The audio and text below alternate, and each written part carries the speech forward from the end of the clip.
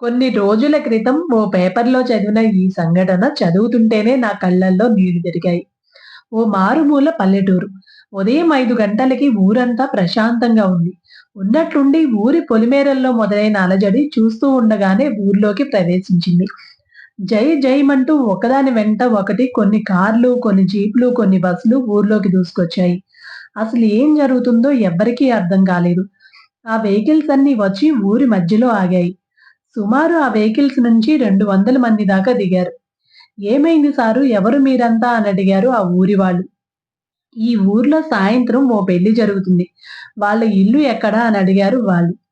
ఆ పెళ్లి ఇల్లు చూపించి "ఏమైనా ఇబ్బందా సారు? ఎవరు మీరంతా? ఎందుకొచ్చారు?" అని అడిగారు ఊరి వాళ్ళు. "మీరేమీ కంగారు పడకండి. మేమొచ్చింది ఈ పెళ్లిని బాగా జరిపించడానికే" అని నవ్వుతూ చెప్పి ఆ ఇంటి దగ్గరికి వెళ్ళిపోయారు వాళ్ళు. వాళ్ళు నవ్వుతూ చెప్పినా ఏం జరుగుతుందో అర్థం కాక ఊరి జనం కూడా వాళ్ళ వెనకే ఆ ఇంటి దగ్గరకు వెళ్లారు. అంతమందిని ఒకేసారి చూసి ఏం జరుగుతుందో అర్థం కాలేదు పెళ్లి కూతురికి, ఆమె బంధువులకి. కానీ వచ్చిన వాళ్ళంతా పెళ్లి కూతురు దగ్గరికి వచ్చి ప్రేమతో తన పేరుతో పిలుస్తూ బాగా తెలిసినట్టుగా పలకరిస్తున్నారు. తనకి మాత్రం ఏం జరుగుతుందో అర్థం కాలేదు.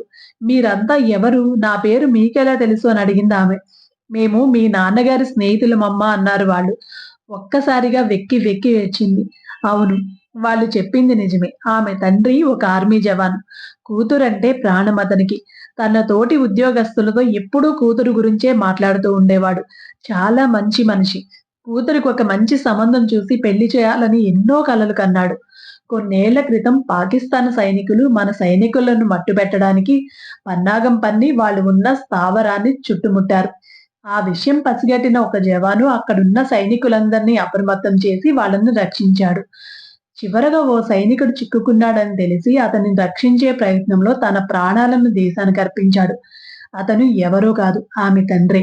ఇది జరిగి కూడా చాలా కాలమైంది. ఆమె కుటుంబానికి సన్నిహితుడైన ఒక జవాన్ ద్వారా ఆమె పెళ్లి విషయం కొందరు ఆర్మీ జవాన్లకు తెలిసింది. వారంతా ఆ పెళ్లికి వెళ్ళాలని నిర్ణయించుకొని పర్మిషన్ కోసం వాళ్ళు సుపీరియర్ దగ్గరికి వెళ్లారు. "అంటే పెళ్ళికి మీరు వెళ్తే సరిపోతుందా?